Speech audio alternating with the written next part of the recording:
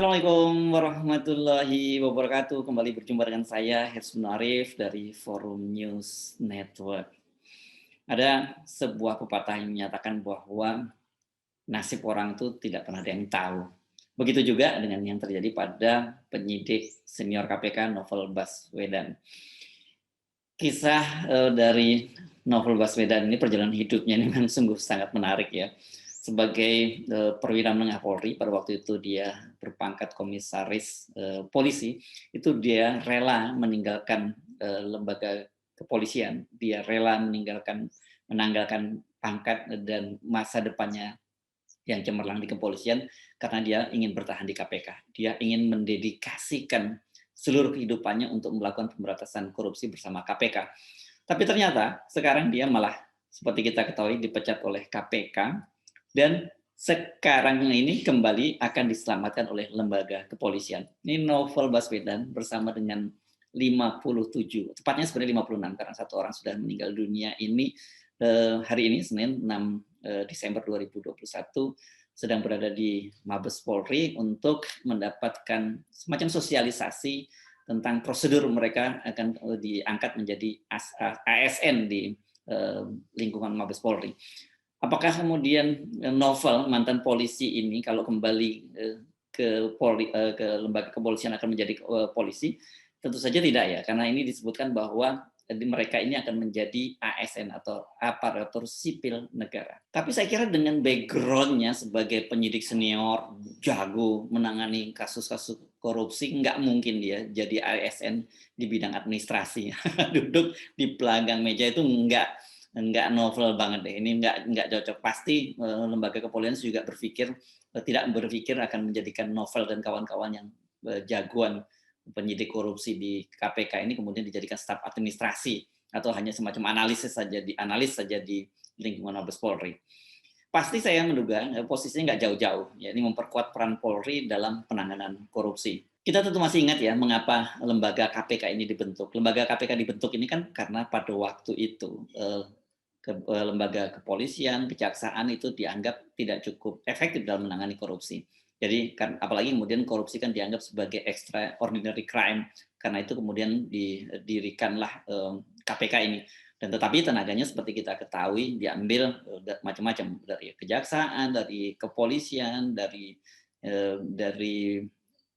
berbagai lembaga pemerintahan lainnya.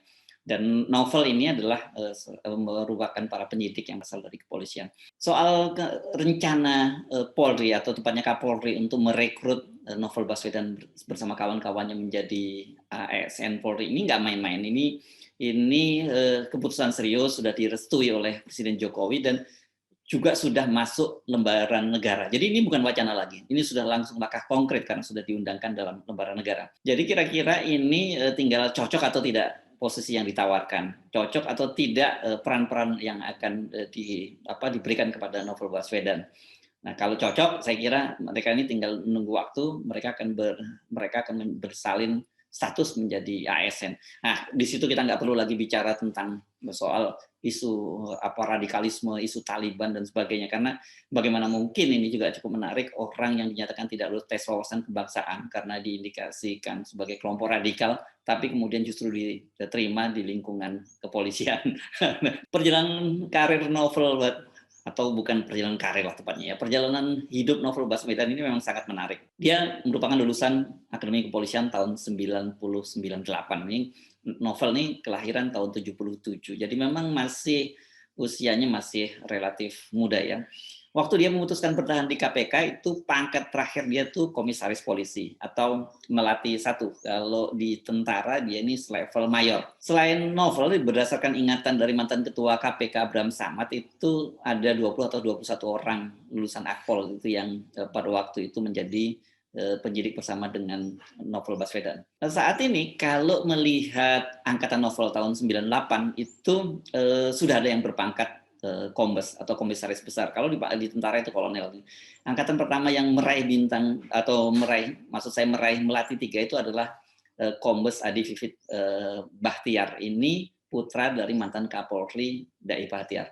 Dia menjadi ajudan dari Presiden Jokowi pada tahun 2020. Jadi dia orang pertama di angkatan Novel Baswedan yang menjadi kombes. Jadi kira-kira sebenarnya kalau Novel terus meneruskan karirnya di kepolisian, sekarang pangkatnya antara AKBP, Ajun Komisaris Besar Polisi, atau Komisaris Besar Polisi. Setelah lulus dari Akademi Kepolisian, Novel mendapat penempatan di Polda Bengkulu. Nah, dia pernah bertugas di Kabupaten Kaur, semula kecamatan yang ditingkatkan menjadi kabupaten, sebagai Kapolsek, dan kemudian dia juga pernah menjabat sebagai Kasat Serse Polres Bengkulu pada tahun 2004. Pada tahun 2005 dia mengikuti seleksi menjadi penyidik KPK dan dinyatakan lulus. Nah, pada saat dia menjadi penyidik KPK inilah Novel menangani berbagai kasus besar. Salah satu kasus yang sangat menarik perhatian publik itu adalah kasus simulator, ya, korupsi simulator di Kakor Lantas Polri. Pada waktu itu yang menjadi Kakor Lantas yakni Irjen Pol Joko Susilo. Kasus ini sangat heboh karena apalagi kemudian diketahui Novel ini menjadi kepala satuan tugas dalam kasus korupsi itu. Nah, seperti kita ketahui bersama, di luar berbagai pernik-pernik di persoalan pribadi dari Joko Susilo, ini di dalam persidangan akhirnya Joko Susilo itu pada pengadilan pertama dia dijatuhi hukuman 10 tahun dan denda 500 juta rupiah. Tak lama setelah kasus Joko Susilo ini, Mabes Polri itu menyatakan tidak akan memperpanjang masa penempatan 20 orang penyidik polisi di KPK. Setelah itu singkat kata Polda Bengkulu tiba-tiba kembali menyelidiki kasus penembakan pencurian sarang burung walet yang terjadi saat Novel Baswedan menjabat sebagai Kasat Serse Polres Bengkulu tahun 2004. Di situ disebutkan bahwa Novel Baswedan diduga melakukan penembakan terhadap tersangka itu. Dan kasusnya ini menjadi sangat menarik. Pada waktu itu penyidik dari Polda Bengkulu dibantu oleh Polda Metro Jaya itu mencoba menangkap Novel Baswedan. Ceritanya seperti dalam film-film kriminal karena mereka sudah merangsak mengepung gedung KPK, bahkan beberapa di antaranya sudah berhasil masuk ke gedung KPK, ke lobi gedung KPK. Tetapi pada waktu itu Novel Baswedan dilindungi oleh pimpinan KPK dibantu oleh ratusan civil society yang memasang badan untuk penangkapan Novel Baswedan. Kasusnya menjadi heboh dan kemudian Presiden Susilo Bambang Yudhoyono pada saat itu ikut turun tangan.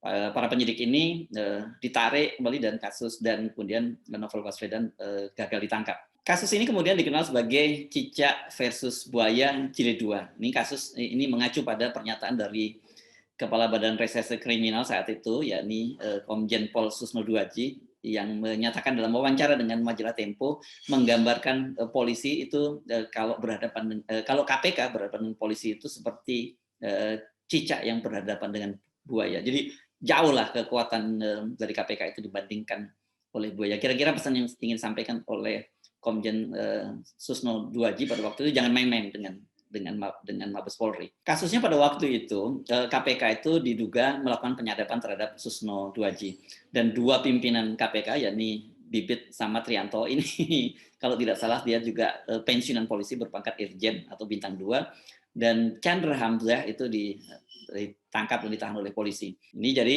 kalau pada kasus Bibit Samad ini adalah disebut Cicak Buaya 1, itu pada ada kasus Novel Baswedan adalah Cicak Buaya Jilid 2. Oke, saya sedikit rawat tadi ya. Jadi sebenarnya kelihatannya bukan penyidik generasi pertama Novel Baswedan ini. Karena tadi dia justru pada kasusnya adalah dia jilid kedua. Dua kasus ini berakhir karena Presiden SBY turun tangan. Cicak buaya masih terus berlanjut, yakni sampai jilid 3 ketika terjadi penyidik KPK, mohon maaf, Wakil Ketua KPK Bambang Wijoyanto ditangkap oleh para penyidik dari Polri. Pada waktu kasusnya juga sangat heboh. Kembali ke kasus Novel, dia bertahan di KPK dan bersama timnya berkali-kali, bahkan berkali-kali melakukan OTT. Ini Novel ini memang dianggap menjadi momok dari para politisi dan para kepala daerah, bahkan sejumlah pejabat tinggi termasuk menteri yang melakukan korupsi.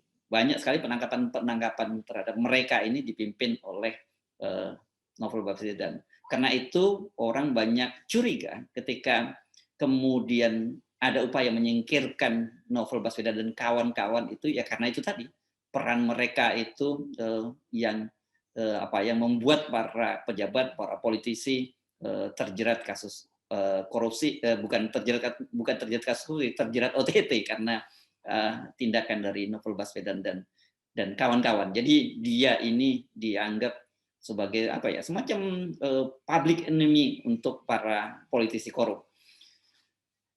Berbagai cara dilakukan untuk menyingkirkan, Novel Baswedan, antara lain yang kita kenal dengan, stigma bahwa mereka adalah kelompok radikal, kelompok, polisi Taliban, dan banyak stigma lain yang, intinya ingin memberikan stigma buruk terhadap, Novel Baswedan, dan karena itu dia harusnya layak dipecat dari KPK. Tapi berbagai cara itu rupanya tidak berhasil, dan kemudian pimpinan KPK yang baru di bawah Firly ini menemukan cara, yakni dengan melakukan tes wawasan kebangsaan.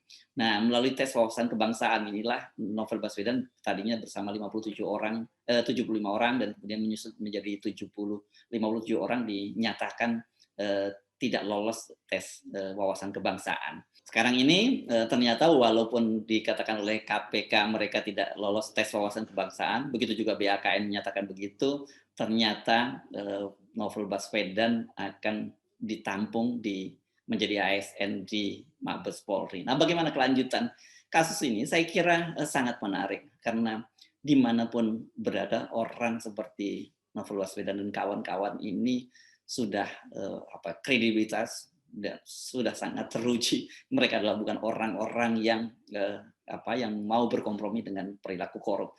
Mudah-mudahan saja dengan direkrutnya Novel Baswedan di lingkungan Mabes Polri ini akan memperkuat atau setidaknya makin membuat lembaga Polri ini menjadi lembaga yang bertaji dalam pemberantasan korupsi, bukan hanya di eksternal tapi juga di kalangan internal. Karena apa? Karena dengan merekrut mereka saja ini sudah ada kita semacam mencium adanya niat yang baik dari pimpinan Polri untuk melakukan pemberantasan korupsi. Tentu saja kalau melakukan pemberantasan korupsi itu harus dimulai dari dalam, nggak bisa di luar, karena sapu yang kotor itu tidak mungkin bisa membuat bersih sebuah lantai. Saya Hirsuman Arif dari Forum News Network. Sampai jumpa lagi. Assalamualaikum warahmatullahi wabarakatuh.